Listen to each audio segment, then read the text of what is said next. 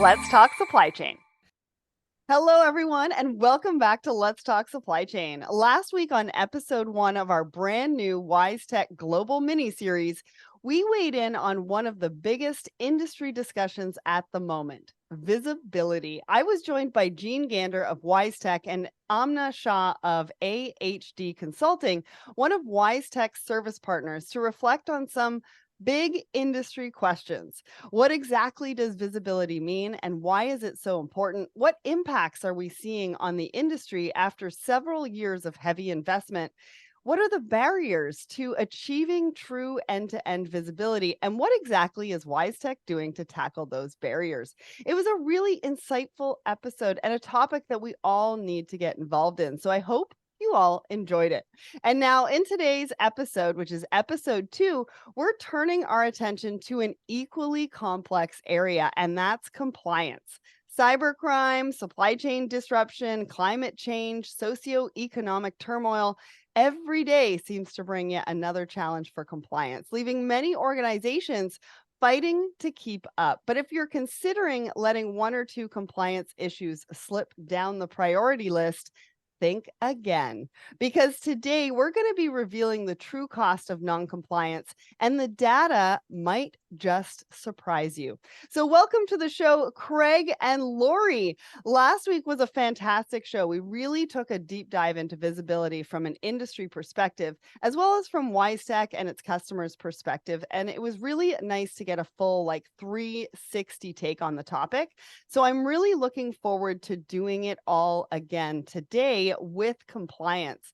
So let's start with some introductions. Craig, can you let us know who you are and what you do at WiseTech? Hi, my name is Craig Seelig. I'm the product manager for customs and compliance for WiseTech for North America. Amazing. Welcome, welcome. And Laurie, tell us about yourself and your company, JAS Forwarding. So I'm Laurie Arnold. I'm the Vice President of Compliance for JAS Forwarding. I've been with the company for 20 years. Our worldwide and USA offices are headquartered here in Atlanta.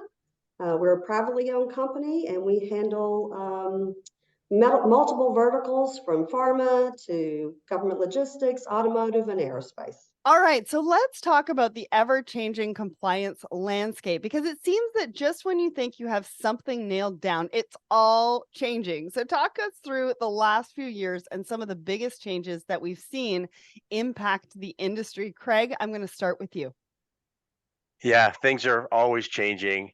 We always have to be on top of things to make sure that we understand what's happening, what's going on. I mean, really just, the increased scrutiny on denied party screening. There's always additional security filings that seem to be popping up in various countries around the world. So you really have to stay on top of these things to make sure that you're always compliant. Yeah, I know that when I was in forwarding as well, compliance was a really big topic. I know at the time, I think we were all doing CT-PAT, and all sorts of things to try to be compliant as a freight forwarder. And there was a lot of different hoops and different things that we had to go through. Laurie, what's your take on this? How has it impacted the industry? Wow, there's changes all the time between the 301s. We have exclusions, then we don't have exclusions, and then they're reinstated. The anti-dumping, countervailing duties, they just keep seeming to be increasing. And then we, of course, had UFLPA come in recently, and we've had to deal with all the forced labor issues. So it's a complex and challenging time. What is the last one that you just mentioned? Just in case some of the audience doesn't even know what that is. So UFLPA is the Uyghur Forced Labor Prevention. So there are shipments coming from the Uyghur region or believed to have been made with forced labor from that region. Those shipments get stopped by U.S. Customs and investigated. It's a very long process. It's a very tedious process to try to figure out if you can prove that your commodity was not made with forced labor. And Wow. it takes a long time to figure it out. So I think compliance is really getting down to also traceability all the way to, I guess, raw materials and sourcing and all of that, right? Because it never Mhm. used to be really. It was really about compliance around customs and the regulations around customs and making sure that we were bringing in the right goods. But I think now compliance is taking a whole different road in the fact that it's going all the way back to sourcing now. Yes. That's a lot of work. That's a lot of work. That's a lot of change to the industry. So, of course, attempting to keep up with all of this inevitably, becomes a huge cost center for any organization. So, talk to us about some of those costs, the costs of running multiple systems across global operations. Craig, I'm going to start with you and then go to Laurie. Sure. It's amazing when, I talk with companies and I find out that they have literally 80, 90 systems, if they're a large global Right. forwarder. It's hard to fathom that they can manage all of those. They have different contracts with, all these different software companies in different countries. And, getting those systems to talk to each other has to be, a huge challenge and really a big expense on their part. Yeah. And I just think about myself with all the tabs I have open. For logins, right? So you're talking about systems and you're talking about having to go into different systems to do multiple different functions as a forwarder, but also there's multiple different logins depending on what platforms you're using or not using, just even to trace a container. And so one of the conversations that I've had recently is around how much data are you actually letting go of when you're using those websites to log into to trace a container or to do other functions, and you're actually leaving your data on the table and not actually keeping your data close. Is that right, Craig? Yeah, that is actually a risk that we might not think about all the time, having to log into all these different websites and all these different areas that um, you're just trying to get some information that besides the time that it takes you, yeah, you're also exposing your user ID and password to all these different places. Yeah, and I think the cost of even giving over that data, we might not think about it as a cost maybe in hard dollars, but your data is like your oil. And so you're really giving away, not only risking your data, but you're also giving away that oil to other people to be able to use however they want to use that data. Right, right. Laurie, what are your thoughts on some of the costs that we're incurring because of some of these compliance issues that we're facing today? Well, it's like you mentioned, it's your oil, right? The cost of time, the visibility, the efficiencies. I don't know how companies can do this with multiple platforms when you're global like we are. It's just too big of a compliance risk, and it's an important area. Yeah, absolutely. And is some of the cost sometimes manual? Like I read a stat the other day that 64% of supply chain professionals, people in the industry, are still using Excel. Wow. Right.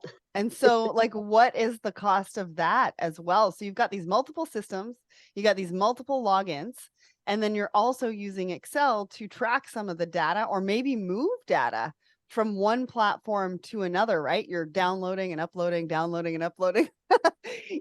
to put it into perspective for everybody. I gave the example of all the tabs, but then you've also got the downloading and uploading of data using Excel, multiple people using it, data being missed potentially as well. So a lot of these costs, I think, that we're talking about could be monetary, but I also think that they are costs that are kind of hidden, right? With some of the things that we're doing and how we're physically actually managing the compliance and managing some of our operations.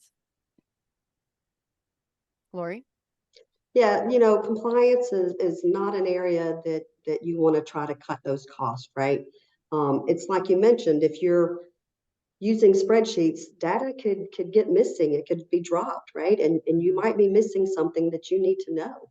So the cost is money wise, yes, but there's all kinds of other costs, right? The hidden costs from penalties and Yes. just failures that you miss something and you don't catch something for your client. Well, and the penalties, that's a really interesting one, right? Because a lot of times we're paying as a forwarder or like yourself, Laurie, you're paying penalties for the client, right? And it could be something that they did, their supplier did, or whoever in the chain has done, but ultimately it's usually the client that pays for those penalties. And so there's also a cost in time going back and forth trying to prove, who made the mistake, where did it come from, who's going to pay these costs. And it's really just a waste of everybody's time if we can't all get on board with compliance and making sure that we collaborate and work together, right? The cost of penalties is extremely time consuming. Researching the issue, how it happened, what happened, how can you fix it, the corrective action, trying to get it mitigated, it can take a lot of time, and time is money. Yeah. And that's not the only consequence of non-compliance. And we're talking about big numbers, right? So organizations thinking about reducing costs and profit margins might start thinking about the ways they can cut corners across compliance. Whilst that might result in short-term reduction in cost, you say that it can actually create a false economy because the costs of non-compliance and not investing in compliance is actually much, much higher. So other than penalties, Laurie, can you talk us through some of those consequences of non-compliance? What are they? What do they look like? What is the impact to an organization? Sure. So consequences of non-compliance can be catastrophic for companies. There's always going to be the risk, of course, of the monetary side of the penalty, but the nature of non-compliance, the severity of the consequence can be major. You could have a ripple effect and lose export privileges, right? You could have licenses or permits canceled. But I think the bigger concern is the hit to the reputation of the company. If you are a company that is splashed on the news with your name for some penalty, people remember those things. They do. Yeah, reputational risk is huge. And I also think about delays in operations when we talk about, fines, right? A lot of companies, retailers will charge fines if product or is not delivered on time, right? Delays in operations. You've got lines that could be down because they're missing this one particular product. And it could be because you're not in compliance in one area, which means that you're scrutinized in every other area as well. And so it doesn't just impact you and your business, it also impacts your customer and their customer's business. There's kind of this domino effect as far as the consequences of non-compliance. And like you said, like it could really take out an organization completely, right? Yes, it could. Very well.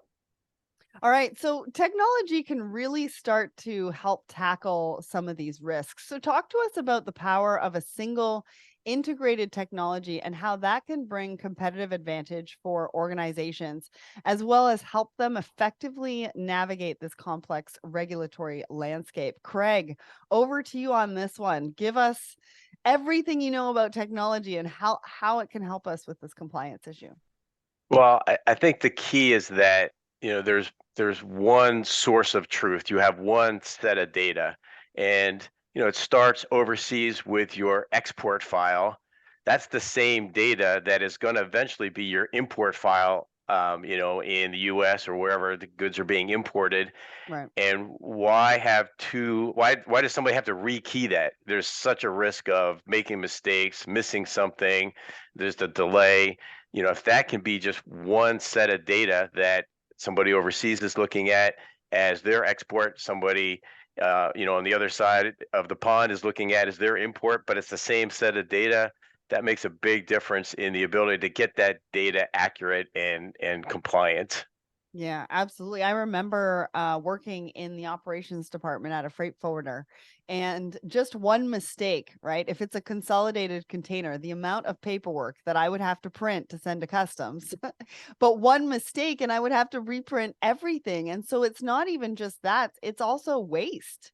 Right? If we do have to print documents, I know a lot is sent electronically now, but some customs, there's a lot of waste if we are going to make a mistake. And like you said, one source of truth going from one end of the supply chain to another end of the supply chain, and that data following it all the way through, really helps in that compliance, that regulatory. And I think also with audits, right? I don't know how much you guys know about audits, but customs does audit customs brokers and freight forwarders and things like that. And so how does technology really help a company like Laurie's to really stay compliant and show the right regulatory bodies that they're doing everything that they can to stay compliant, and also their customers, right? Because they are responsible to their customers as well.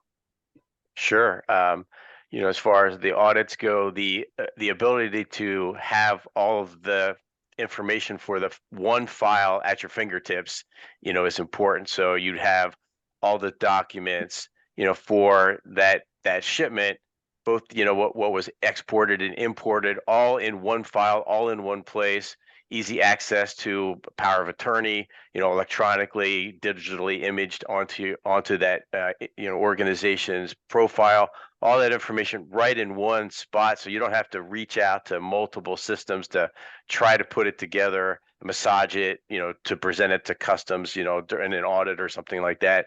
It's really important to have, all the history there in one spot. Yeah, and I remember before those times, we would have had to get everybody in a meeting together and be like, okay, we need this from your department and this from your department and this from your department. So I can only imagine how much time, the technology side of it just, cuts down on everybody trying to come together for an audit and pulling together all of that information. It's Of just, it's course, I crazy. remember the days where they would say they would have a guy they would send out to the warehouse, and they had a warehouse full of documents. Boxes. We had Right. a box room. Exactly. Yes, And then we they would just have to did. go out and find that document for the audit. Those days, hopefully for most companies are gone, but with the technology, all that should be electronically stored, and all your records should be, electronically accessible to you now. Hopefully. I remember spending hours in that room going through boxes. And if they were labeled wrong, oh man, that would take days. Laurie, you're nodding your head and laughing. Is there anything that you'd like to share with us? I think I just give away my age a little bit by saying I remember climbing through the boxes in the warehouse, Hmm. trying to find a file, and it's all hot and summer sweaty, Oh, no yeah. fun. It was no fun. No, that was no fun. It was usually like a room in the back of the warehouse, and it was dark. Oh, and nobody wanted to be in there anyways. So let's talk about solutions. Let's talk about the solutions that CargoWise are using to do this for their own customers. I mean, you have an incredible set of customs and compliance solutions. So what do they do? How do they help tackle the complex issues that we've talked about so far? Well, Right. what we do is, we have one system built from the ground up. We don't have a bunch of uh, desperate systems that we've tried to glue together, with bubble gum and tape. We have one system we built natively into CargoWise with a native customs module, so that everything can talk to each other. We're using one set of data for all the information, and that along with our expertise in all the various countries with our product managers, allows us to stay compliant and keep your data compliant, and keep that one set of truth for you for all of our clients. And is it easy to use? Like, do you like talk to us about the use of it? So if I'm a user of that particular technology, how easy is it to use? Sort of paint us a picture of how somebody would use it. Sure. It's real easy to use. Users can customize, the grids to display what fields I want to see, and then the person next to me might want to have a different view on their screen, so they can modify that as well. Um, Management can decide how they want the screens to look for people. The grid searches have color coding, so I can change rows to show yellow if that's something I want to draw attention, that's something I want to pay attention to. There's a workflow module that allows us to send alerts to users when there's something that the user has configured, saying, hey, this is something I want to pay attention to, or this Huh. this particular event hasn't occurred within 48 hours of something else happening. Send me an email just to remind me, so I can go and check in on it. Yeah, and you bring up a really good point because with compliance and regulatory, things are changing all the time. And I remember our customs and compliance department being like, how do we stay on top of all of the moving pieces, all of the changes, right? How can we be alerted when something is changed or maybe something that we're doing is non-compliant that maybe we have to revisit, check, that kind of thing, especially in customs when you're using a ruler. They used to use the ruler to go down and go line by line and enter that into the Hmm. system and things like that. I mean, talk about mistakes, right? Talk about tired eyes and, inputting thousands and thousands of lines. I mean, I can only imagine the difference that this technology makes at this moment, especially trying to stay on top of everything. And as Laurie mentioned, there's all these, in the U.S., all these things with Section 301s and 232s, and all the tariff numbers that are always changing, additional duties that are being applied, Yeah. anti-dumping, countervailing. Having one system that kind of manages all that for you and puts those rules in place for you is really important. So you're not always having to go out to websites and look up Yeah. things and try to have an Excel spreadsheet that keeps track of that for you. Yeah, and alerts. I mean, I can only imagine if I had had that back in my day, I might still be in logistics, maybe. So Laurie, I want to come to you next. Craig just gave us a really great overview of their solutions. Talk to us about how you're using that, right? What makes those capabilities so powerful? Craig's talking a lot about the import compliance for the USA areas, but we can't forget to look at the export side too for Yeah. like things like denied party screening, right? And CargoWise has a fantastic system where you can set it up to screen every party in the transaction, and alerts will come up and give you the information that you need to decide if it's a potential hit or needs further, clarification or research. And then you can clear it or not, right?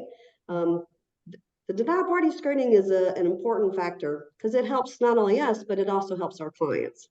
Yeah, absolutely. And I would assume, especially on the export side, I mean, there's a lot of rules and regulations in the import countries, right? Especially with some of the disruption over in Russia and Ukraine. You get a shipment from a client to be exported to a potential region that's being completely disrupted. I mean, you need to know what's going on. You need to know what you can do, what you can't do, what products are allowed in, what they're not. And that's always changing as well because of all the political disruption and who decides, whether, grain's going to be allowed to be exported or imported. And maybe you're also shifting from an import perspective to another region, and your client is shifting from, Europe to Asia, and they're relying on you to understand the difference, right? The new tariffs, the duty rates. Are there, free trade agreements that they could take advantage of and all of that kind of thing. So, Laurie, talk to us about how you got involved with WiseTech. Like, what is the case study here, right? What was the problem that JAS was trying to solve? How did you implement it? Like, walk us through that. And then what was the ROI and benefit that you've seen from working with CargoWise and their compliance system? So, gosh, it's been, I don't know, 10 or 12 years now, I guess, Craig, that we've been Right. working That's a together. good sign. I mean, 10 or 12 years as a client. Yeah, Well it's been done. a while. Look, I've enjoyed all of the setup and the integration. It was, it's tough going to a new system, and we brought on our countries a little at a time until all of us were on globally. So that took us a little bit of time, but that was the goal. And when we got to that goal, that was the benefit, right? Being able to see what someone is putting in say Germany, Mhm. as Craig mentioned, that's their export file, but it becomes my import file in the US, right? And we can actually see the client's data all the way to the SKU level, right? Mm. And if I can see that data, I can help, look at patterns or look at classifications for companies that maybe there's not something correct there, or maybe they need to look at a free trade agreement and they're not utilizing that. I can pull those things together and present that to a client and say, this is something we should consider. There could be a free trade agreement that you're not taking advantage of here, or maybe this is the correct tariff and you're using an incorrect tariff. But if I can't see that SKU level, I can't do that, right? So being able to see it from the beginning, when it's first put into the shipment all the way through, it's extremely beneficial. I love what you're saying, Laurie, because again, I go back to my logistics days. We were not talking about patterns. We were not talking about looking at the data for our clients to find out the patterns. I mean, we were looking at tariffs, right? And we were looking at free trade agreements and making sure that they were using the right ones. But we weren't talking from a technology perspective, how beneficial it can be and how it changes the conversation with your client, right? If I had this when I was in sales, I think I could have sold way more business because these are the types of conversations that the client wants. These are the type of conversations that empower us as freight forwarders to be able to have those conversations. And it takes it to another level because you're presenting data, right? You're presenting patterns. You're presenting a way for you to partner and work together and make sure that everybody is benefiting from doing things correctly, right? And man, I love that. So Craig, why do some of the world's largest freight forwarders choose CargoWise on top of the obviously fantastic technology? What else sets you apart? What does a partnership with CargoWise look like? Well, I think that these companies are recognizing the need for one global system versus many separate systems. And I think what sets us apart is that we have, truly one system that is built to from the ground up. It's not multiple systems tied together. So it really is, the system is very secure and the data is very hard as far as not having to try to pass data between different systems. There's also a lot of efficiencies gained with having that one system and not having to maintain multiple systems and not having to have multiple logins, not having to try to pass that data around and keep it in sync. But I think all of the capabilities, including the compliance, but also, those things, that efficiencies we can gain with workflow where, the system can alert you when something hasn't happened, the electronic imaging capabilities, all those things tied together in one system in one place, is really what is drawing companies towards CargoWise. Well, yeah, and you bring up a good point. We haven't really talked about it, but obviously cybersecurity is on the top of everybody's mind because it's one of the biggest risks in supply chain. But it's also part of compliance. And I think when you're working with clients, they want to know that your technology, the technology platform that you're working with, is secure, right? You've got their data flowing through your platforms. And it's really important to a lot of the retailers, importers, exporters, that the data that they're giving you is going to be safe and secure. So you bring up a really good point that if you are going to work with a technology provider, especially in compliance, you need to make sure that they're safe and secure. So finally, then, what are the top ways to achieve supply chain compliance? Laurie, I'm going to start with you. So I always have this motto, say what you do and do what you say, Love right? it. So that means if you're going to be compliant, if you say you're compliant, then you need to be compliant, right? And I think with CargoWise, the system helps us to stay in compliance and helps our customers. So say what you do and do what you say. I love that. And Craig, what about you? What advice would you give to everybody? Yeah, I would kind of echo that in that it's compliance needs to be paid attention to. It's interesting, as I talk with forwarders and brokers, across the U.S. and Canada, you can tell those who have a focus on compliance, and you can tell those who aren't quite as concerned about it. Um, And it's important for everyone to pay attention to those things because, as we mentioned earlier, you get hit with some fines and penalties, they can be substantial. So it's something that you have to pay attention to and make sure you choose, your technology and your partners that are going to help you in that area, rather than just trying to just kind of skate by and ignore those things. Yeah, I was going to say, I mean, that's one important question that you want to be asking any partner that you're going to be working with moving forward is, what's the compliance strategy? What's the technology that you use? So, in an increasingly complex regulatory landscape, successfully navigating evolving geopolitical environments while taking advantage of new opportunities for scale and growth has become much more complicated.